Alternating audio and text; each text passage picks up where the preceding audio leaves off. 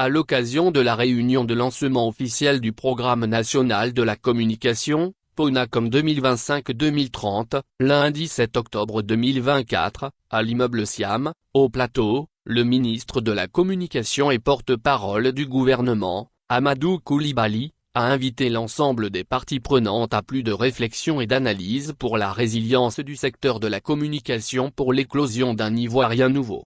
Dans son propos liminaire, il a indiqué que la PONACOM 2025-2030 s'inscrit dans la vision de faire de la communication un moteur essentiel de l'industrialisation de la Côte d'Ivoire. À travers cette politique, a-t-il poursuivi, il s'agira de contribuer au développement économique, social et culturel de la Côte d'Ivoire, tout en favorisant l'éclosion d'un Ivoirien nouveau, un citoyen engagé, innovant, et connecté à un environnement médiatique dynamique, inclusif et responsable. Pour y parvenir, a-t-il souligné, la participation effective de toutes les parties prenantes est plus qu'indispensable.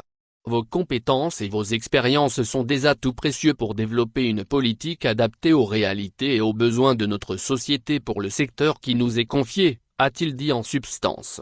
La PONACOM 2025-2030 se veut la continuité de celle de 2019-2023, a-t-il souligné. Cependant, a-t-il déploré, des défis demeurent entre autres, l'accès inégal aux infrastructures modernes, la fragmentation institutionnelle, la nécessité de renforcer la régulation face à l'évolution rapide des usages numériques. Il invite donc l'ensemble des parties prenantes à tirer les leçons du passé pour renforcer la résilience du secteur, mieux, développer des mécanismes de régulation efficaces afin de faire face à de nouveaux défis médiatiques, tels que les fake news et la manipulation de l'information. Dans la perspective d'une nouvelle dynamique dans le secteur de la communication, Monsieur le ministre invite toutes les parties prenantes à un consensus autour de la PONACOM sur les 5 prochaines années. Ensemble, faisons de la PONACOM 2025-2030 non seulement un document de politique publique, mais aussi un véritable levier de transformation pour notre pays, a-t-il lancé l'appel à l'endroit de toutes les parties prenantes. Par ailleurs, il les a instruits à intégrer la problématique de l'information publique relative aux prérogatives de la CEP en vue d'éclairer la lanterne des Ivoiriens.